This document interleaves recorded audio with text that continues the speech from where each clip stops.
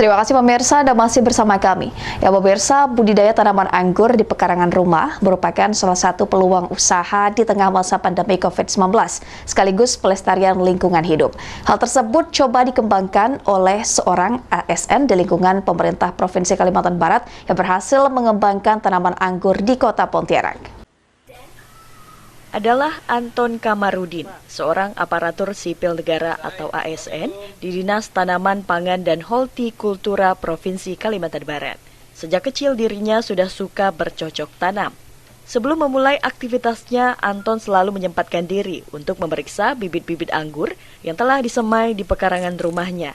Selanjutnya, bibit anggur yang telah besar dibedakan berdasarkan jenis anggur dan diberi label.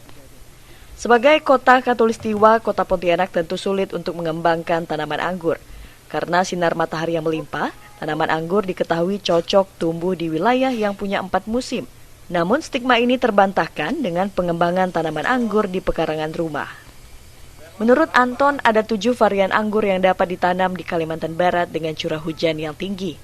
Antara lain anggur jenis Ninel, Transfiguration, Harold, Dasunya, Beauty Kratsoka, Senator, dan Jupiter, di mana pemupukan dilakukan dengan paduan pupuk organik dan anorganik seminggu sekali.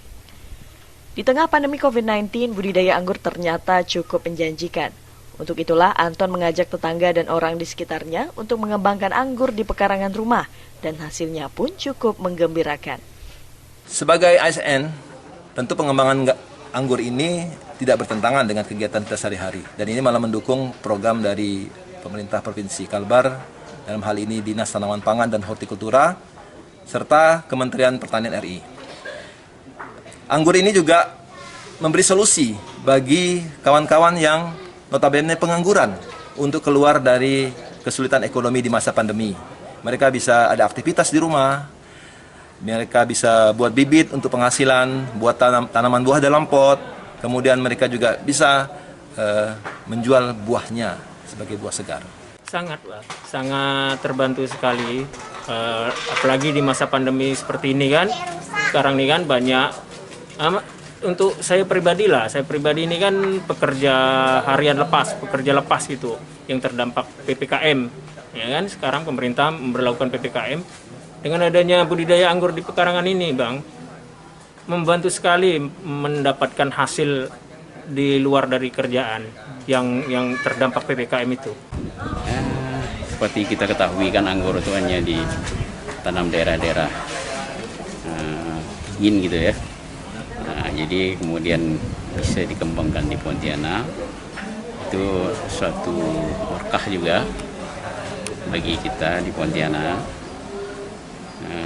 Memanfaatkan halaman-halaman rumah, atau mungkin ya kalau yang berniat untuk pengembangan lebih bagus, lebih besar, tentu memberi ataupun menyiapkan lahan-lahan yang lebih luas untuk tujuan ekonomis.